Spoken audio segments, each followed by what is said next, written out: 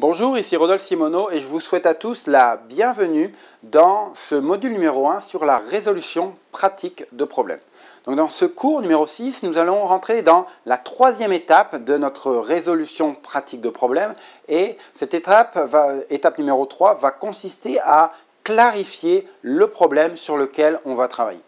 Donc l'objectif finalement de cette étape numéro 3, c'est vraiment, comme on dit, clarifier le problème de manière à ce qu'il soit limpide pour chacun d'entre nous, pour que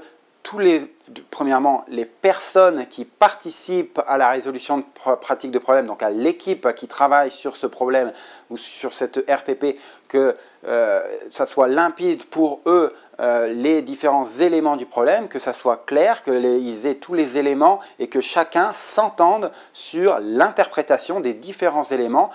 qui apportent donc cette clarification au problème. Et cet élément de clarification doit aussi apporter un certain degré de compréhension, de clarification aussi pour ceux qui sont externes à la résolution pratique de problèmes et donc finalement les superviseurs, les managers qui ont un rôle de coaching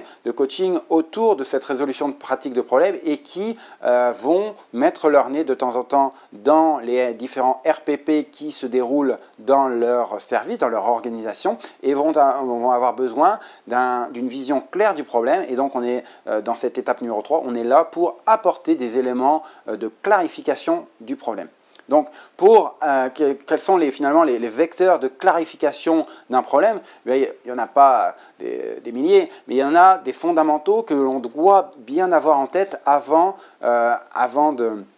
d'exposer le problème à quelqu'un ou en tout cas exposer le problème en équipe. Donc, la clarification du problème va simplement consister à lorsque c'est un problème un peu complexe, à le décomposer en plusieurs petits problèmes afin de mieux comprendre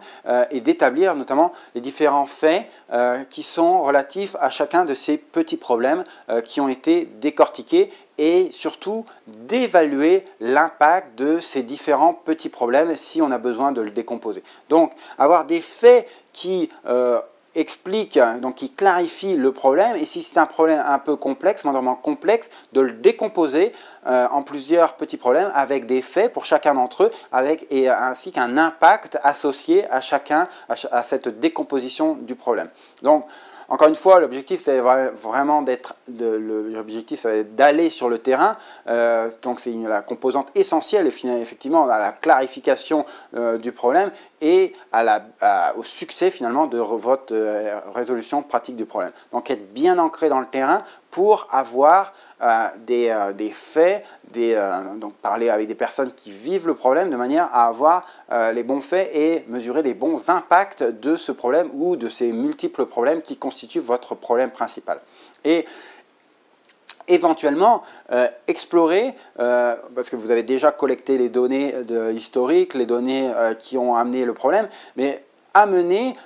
peut-être explorer de nouvelles données, demander à une phase de mesure pour demander des données complémentaires aux informations que vous avez de manière à clarifier parce que vous n'avez pas une vision claire du problème, en tout cas des faits associés et de l'impact de ce problème. Donc vous avez besoin de nouvelles données. Donc vous mettez en place une phase de mesure, collecte de données par de l'observation active, par exemple, comme on a pu le voir dans le chapitre sur la standardisation, mais aussi on peut installer des appareils de mesure qui vont permettre de collecter de nouvelles données qui vont amener finalement une meilleure compréhension, une clarification. Donc on est bien dans cette étape numéro 3 avec cette volonté de clarifier le problème avant de se lancer tête baissée dans l'enquête en tant que telle, dans l'élaboration des solutions auxquelles on va venir dans les prochaines étapes. Donc ça conclut cette troisième étape de clarification bien importante parce que une bonne clarification, une vision claire du problème va déterminer votre capacité à bien résoudre, en tout cas de résoudre de manière efficace le problème concerné. Et donc, encore une fois, j'insiste encore une fois là-dessus dans la conclusion, c'est que si vous voulez que ce soit une résolution pratique de problème efficace, eh bien il va falloir que votre clarification, que votre description, que la clarification du problème associé soit ancré dans la réalité et quoi de mieux que Genshi Genbutsu pour aller chercher les éléments de clarification et vous amener dans la prochaine étape, donc l'étape numéro 4 dans laquelle on va déterminer la séquence des événements qui amènent le problème.